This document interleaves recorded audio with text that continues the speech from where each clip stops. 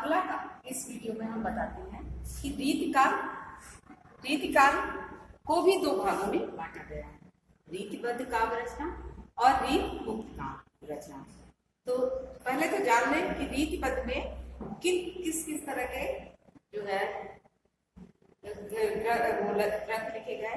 इसमें जो है लक्षण ग्रंथों की प्रधानता रही, जबकि रीत मुक्त में लक्षण ग्रंथों की प्रधानता नहीं थी। अब रीतकाल की प्रवृत्तियां हम जानते हैं कि क्या क्या थी। सबसे पहले इसकी प्रवृत्ति विशेषता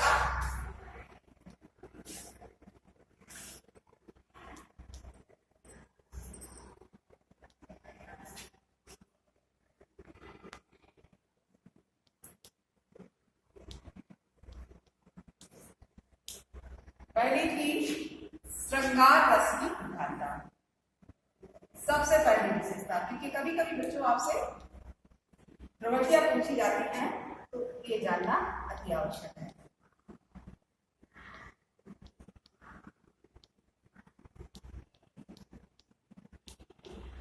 अगला है नारी सौंदर्य का विलासतापूर्ण चित्रण।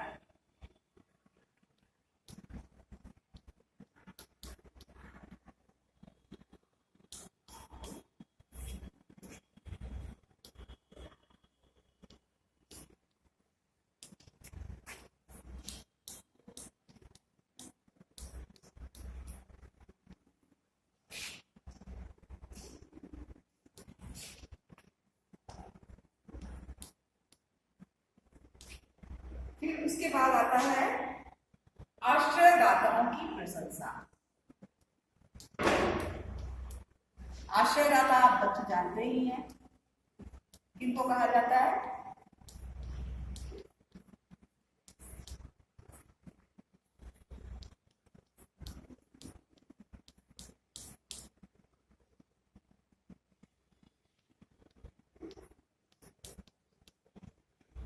फिर अगला है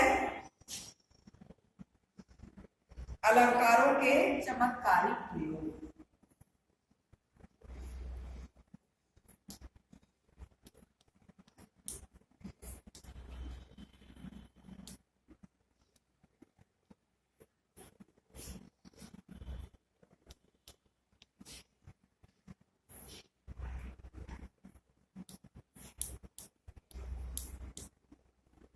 अब इसके रीतिबद्ध के केशवदास हैं प्रमुख कवि।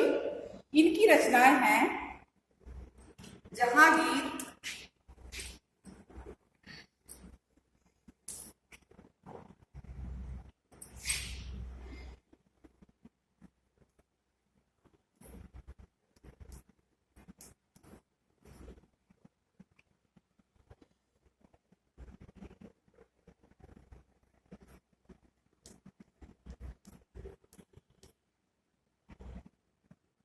जस चंद्रिका।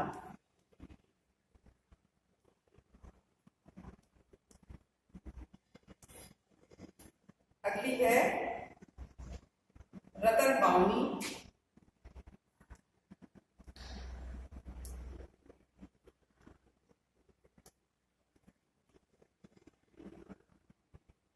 कवि प्रिया।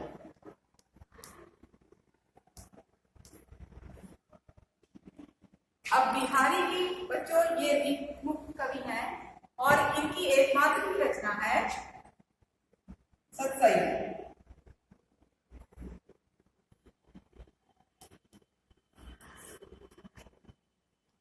जिसको हम बिहारी सतसई नाम से भी जानते हैं। इस तरह से रीतकाल भी समाप्त होता है और अगला काल है आधुनिक काल। और आधुनिक काल को भी 4 भागों में बांटा गया है। और बच्चों यहीं से आधुनिक काल का पहला भाग है भारतेंदु युग, द्विवेदी युग, छायावाद युग, प्रगतिवाद और प्रयोगवाद या नई कविता। तो भारतेंदु युग ये बच्चों अपना महत्वपूर्ण स्थान रखता है, क्योंकि यहीं से हिंदी गद्य की भी शुरुआत हुई। तो इसमें काव्य के साथ साथ गद्य रचनाएं भी आरंभ होती हैं। और तो सबसे पहले हम जानें कि इसमें क्या, इस काल में रचनाओं में क्या परिवर्तन हुआ। अब भारतीय युग की प्रमुख प्रवृत्तियां क्या थी बच्चों, ये जानने।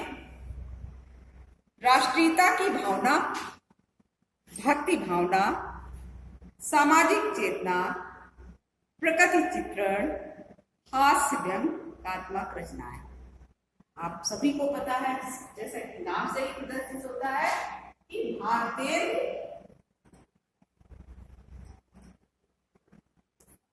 युग। इस काल से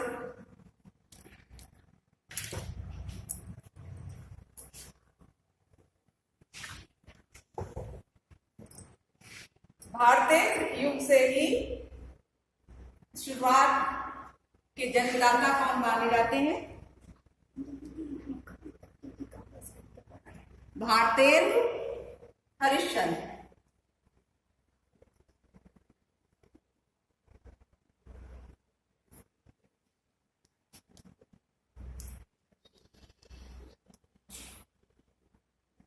तो अब हम पहले जाने कि इस काल के कवि कौन कौन से थे। भारतेंद्र हरिश्चंद्र, श्रीधर पाठक और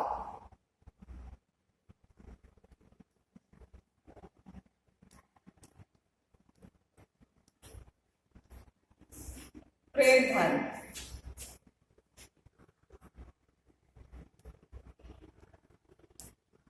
अब भारतेंद्र हरिश्चंद्र की रचनाएं बच्चों कौन कौन सी थी? प्रेम फुलवारी,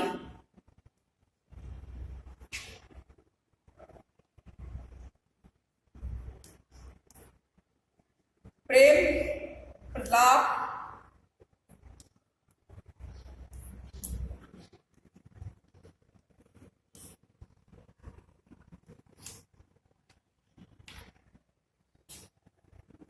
प्रेमाश्रु वर्णन,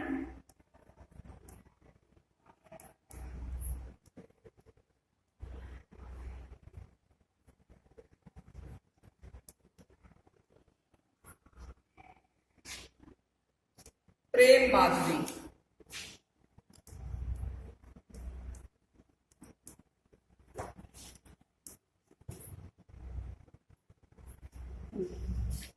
अब ये इस काल के बाद आता है बच्चों द्विवेदी।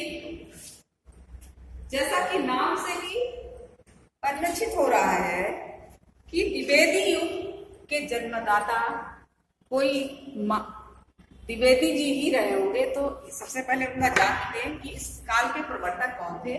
आचार्य महावीर प्रसाद जी।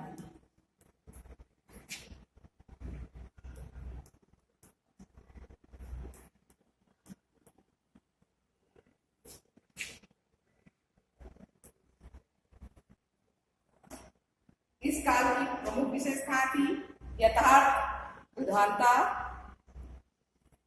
स्वदेश प्रेम की अभिव्यक्ति, समाज सुधार की भावना, प्रतीकात्मकता, खड़ी बोली हिंदी का प्रयोग। इस काल के अन्य कवि कौन कौन थे? अयोध्या सिंह उपाध्याय हरिऔध,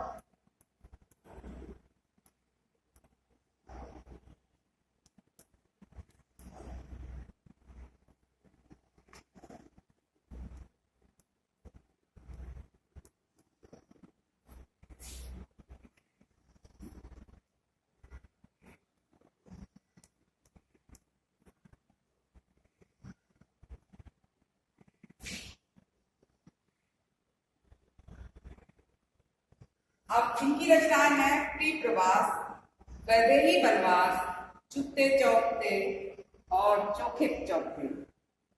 और दूसरे कवि हैं मैथिली शरण।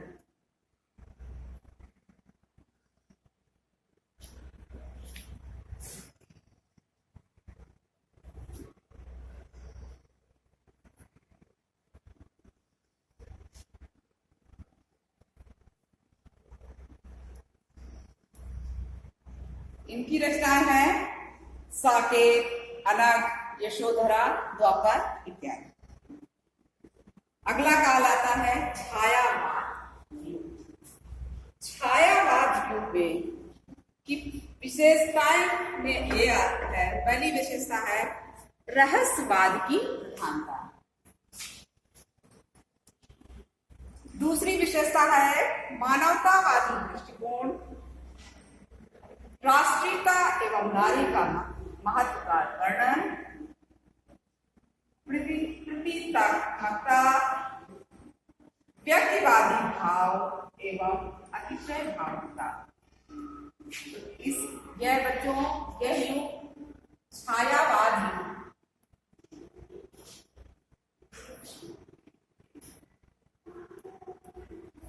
ये 4 कवियों के आधार स्तंभ थे इस युग में।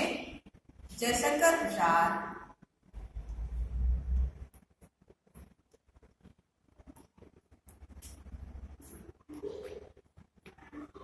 सुमित्रा नंदन,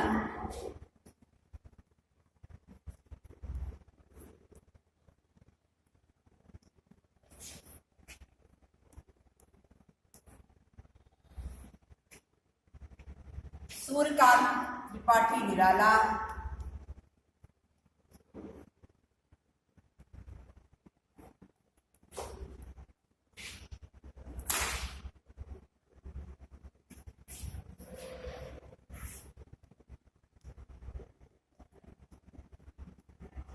निराला, और चौथा स्तंभ था महादेवी वर्मा।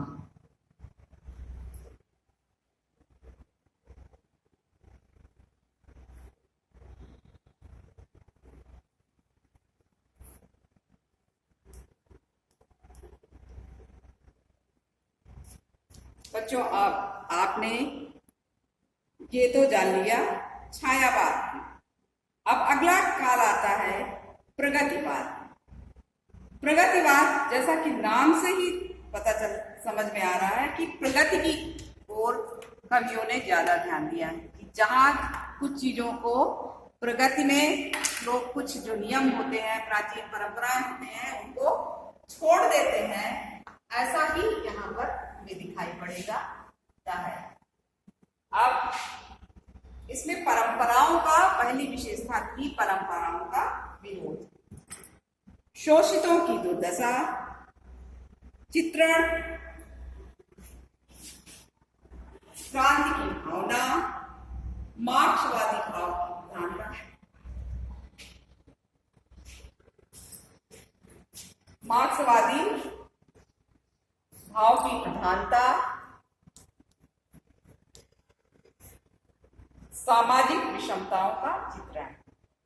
इसमें सूर्यकांत त्रिपाठी निराला जी ने इस काल में भी अपनी कविताओं की रचना की, और इस काल के एक अन्य कवि रामधारी सिंह, सूर्यकांत त्रिपाठी निराला, इन्होंने भी की रचनाएं, और अन्य कवि थे रामधारी सिंह दिनकर।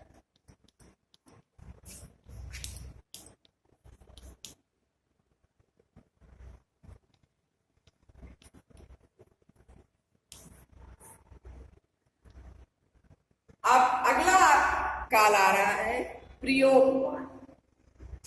प्रयोगवाद जैसा इस की नाम से ही स्पष्ट हो रहा है कि इस काल में कवियों ने नए प्रयोग करने आरंभ कर दिए थे।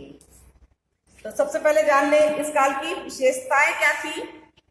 घोर वैयक्तिकता, अति यथार्थवादी दृष्टिकोण, कुंठा और निराशा, सामाजिक एवं नैतिक व्यवस्था के प्रति विद्रोह, उपमानों तथा प्रतीकों की निंदा। और इस काल के प्रमुख कवि थे हीरानंद, सच्चिदानंद,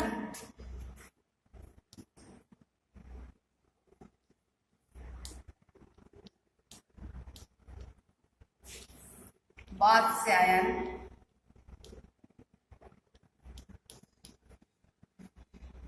अग्नि।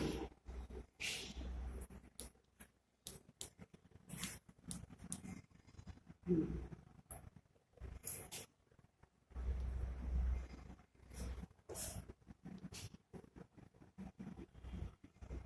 तरह से बच्चों हिंदी साहित्य का इतिहास